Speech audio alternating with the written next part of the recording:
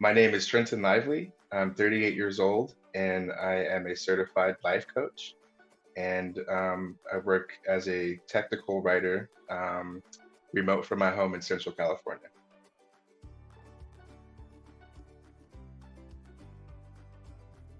I'm going to go all the way back to 2012. I was 26 years old, just started my first class in graduate school, getting my master's degree in sport management at the time. And I was just moved to Orange County. I think I'd been there for about maybe 3 months or so. I had an internship. I was interning with a professional basketball team in Los Angeles, the Los Angeles Clippers. And I think on my way home, I had gone out with some friends. We had some drinks in the city. I got in my car, I was headed back to the apartment and ended up getting into an accident.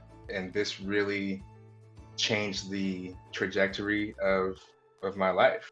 So just being completely vulnerable, I received a DUI. Luckily, nobody was seriously injured or hurt. And then I spent the next basically 4 years after that trying to finish my graduate degree within the 2 years, going back and forth to court dates, trying to get everything worked out with the legal system and my probation. And long story short, it ended up being, so I had since moved back to my home in the Central Valley of California. It ended up being to where the probation couldn't transfer from Orange County to my home county of Tulare County. So I had to do for basically 5 months in Orange County jail. And that, in a strange way, made me the strong and resilient individual that I am today. So I know it sounds like really weird to say, but I really feel like that experience helped me grow as a man. It made me way more empathetic. It made me way more compassionate, and it gave me the confidence that I could overcome any challenge that life really put in my path. And so yeah, that's ultimately, if I could be here today, sitting and working in the tech industry and owning a house and, doing the 9 to 5 thing based on the background and the challenges that I had to overcome, I believe 100% that anybody can.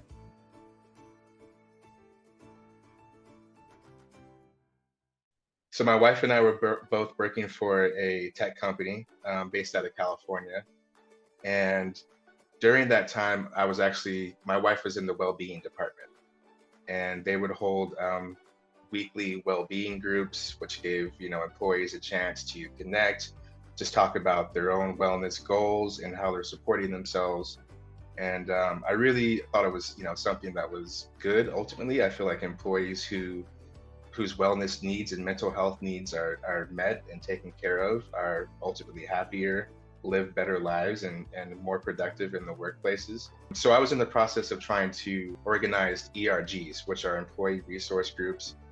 Personally, I thought, employee resource groups for BIPOC individuals, that's Black and Indigenous people of color, for the LGBTQ plus communities, for Christians, for, different religious groups. I thought, ultimately, if you have those groups in a safe space in which to communicate and talk about different challenges or whatnot, it was a good thing. Fast forward, I think 2 months, the company that we worked for ended up laying off 100% of their employees because of some fraudulent things that were going on that were completely outside of everybody's control except for the highest leadership. I was in the process of about to start this new position and forming employee research groups to being unemployed, and then trying to navigate the unemployment system and all the things that come along with that, and just the financial stresses that come with the uncertainty of not having that paycheck, and how are we going to pay mortgage, how are we going to afford groceries and everything like that. Luckily, I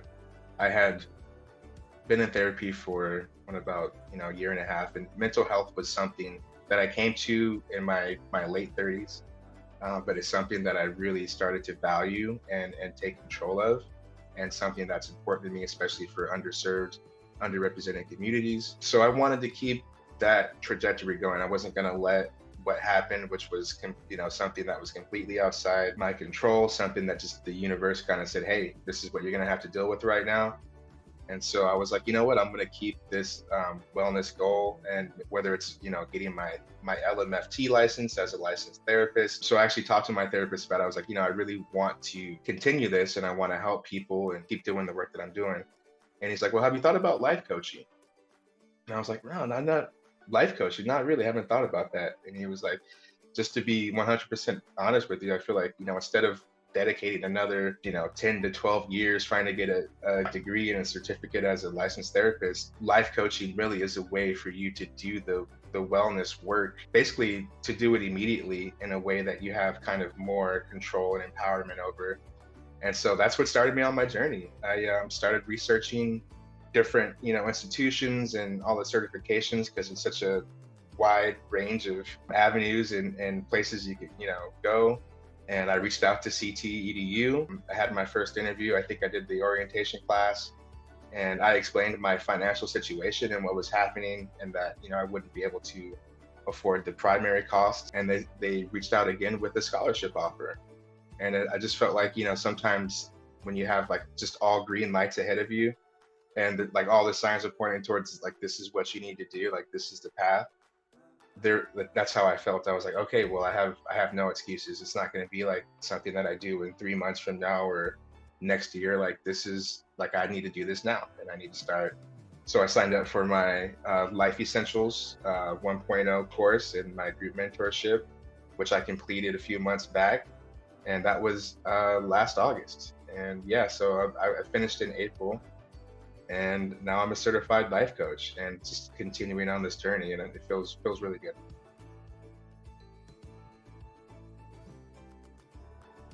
As I mentioned before, I just finished my 1.0 certification. So now I'm really focused on getting my ICF, my International Coaching Federation, getting certified through them. So that really means just getting more coaching hours, really getting some paid clients to scale. So I'm working, I live in California. I work on Central Time. So I work, 8 hours a day. Because I work on Central Time, I'm off by 2 p.m., Pacific Time. And so from that like 2 to 7 p.m. window, I'm really focusing on my coaching, my practice clients, still focused on trying to get paid clients. But really, I just want to make it accessible. Like, I don't want to scare people away with a big price tag. I'm still very early on in my coaching career. So I really just wanted to like make it accessible to my target audience, and to really just get those 100 hours in, the hour requirement to get my international coaching. And because I have a corporate background and I work in the tech industry, the hope or the dream is to go on and get my executive coaching, master's level, be able to do workshops, and really just like bring that coaching into like an HR type of apparatus, or, kind of HR consulting, both for organizations, and also have private clients that I coach individually as well.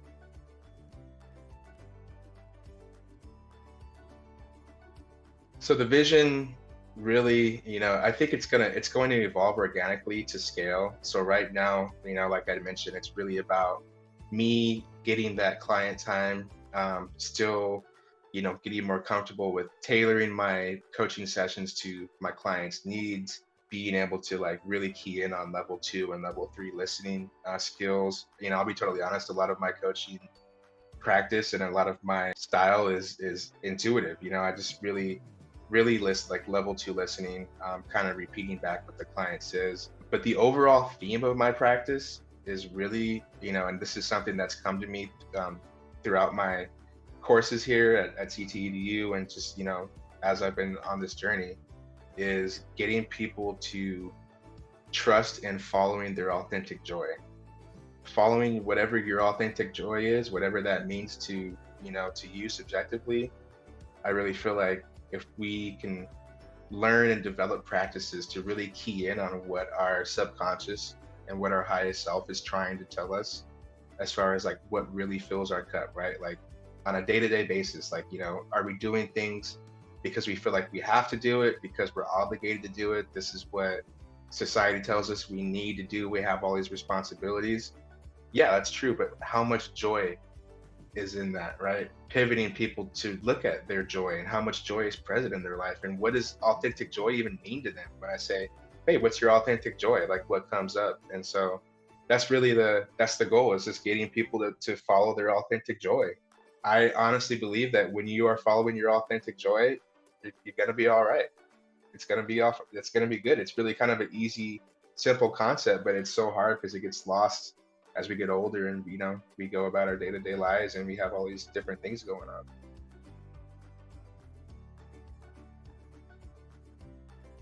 What advice would I give someone wanting to become a coach? Say, do it. Look into it. There's always options that are tailored to whatever your situation is, as I can attest to, because I was unemployed and I was able to get my certification through CT EDU. I would say, yeah, just really figure out what options are out there, because there's coaches for literally everything out there, anything you could think of. So figure out what you're passionate about, figuring out why you want to do it in the first place, figure out who your audience is. The universe is going to light the way up for you to get there.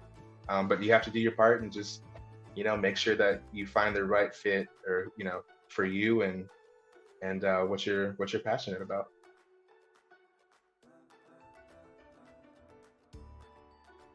Don't be afraid to fail. Failure is a great teacher. Failure makes us stronger. It makes us smarter. But we can't move in that fear. Go out there and trust your stuff.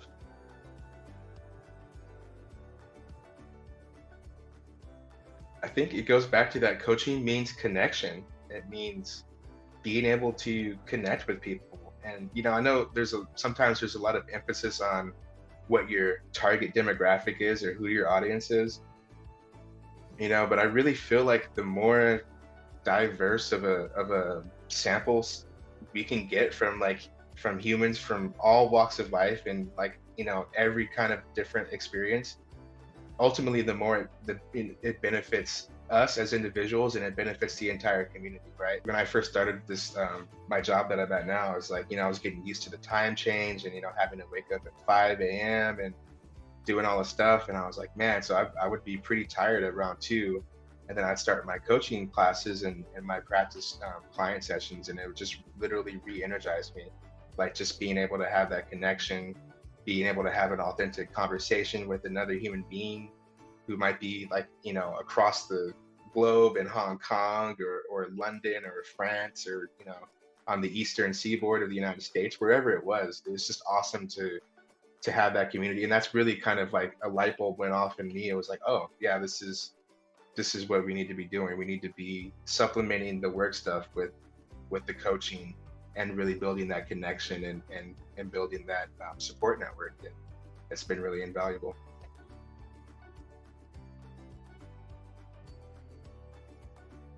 It's just given me some way better insights on my wellness needs, on different practices. One of them that really stood out for me during my class, my 1.0 class, was the assumptions and limiting belief exercises, and how that really can affect the trajectory of the very thing we're trying to avoid, right? So if we assume something heading in, or if we have this limiting belief, then we subconsciously will engage in behaviors to kind of make that a self-actuating thing. And so that really was like, again, it was like, how long have I been doing this? What am I assuming? So then I started applying that to my own things that were going on, and that was a good one. The inner critic was amazing. But yeah, just all the exercises, and a lot of times there'll be similar tools throughout mental health practices, whether it's therapy or consulting or coaching or whatever. They'll be trying to explain a similar concept, but they have different names to it. But I really love the way that CTEDU kind of broke down each thing, like the inner critic and assumptions and limiting beliefs and future visioning. It was all amazing, and still things that I can draw on, and to be able to have those resources is really cool.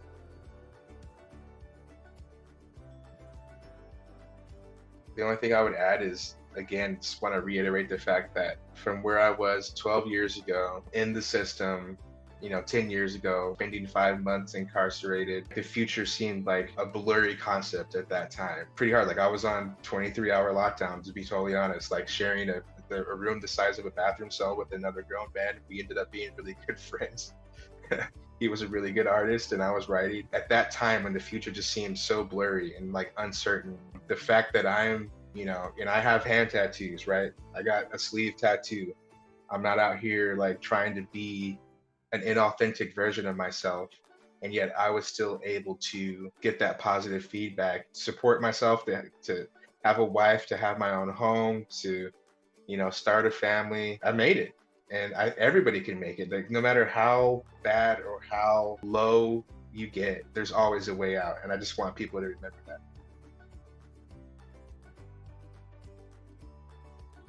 First of all, I learned that I love that connection with other people. I love getting that connection. And I love practicing my listening skills. I do have a tendency to talk quite a bit. I can get, going. But I think really this is some me like the value in listening, which I really didn't, I was always aware of, but never really practiced before starting my coaching journey.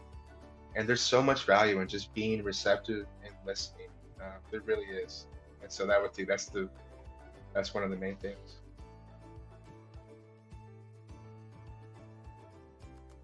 We were fortunate enough to have John teach one of our courses, and it's really about just like getting started and how to grow your business to scale. And I think the main thing that we took away is like there's no like set formula for it's going to be different for everybody, but I think it's just like if you keep putting in the work, right, just keep dedicating time to it, and if you keep refining your craft, making yourself available for the feedback, I guess, like whether it's putting a post on LinkedIn or having your website done, trying to generate traffic, whatever it is, it's just really about the time that you dedicate to that and the positions that you're putting yourself in.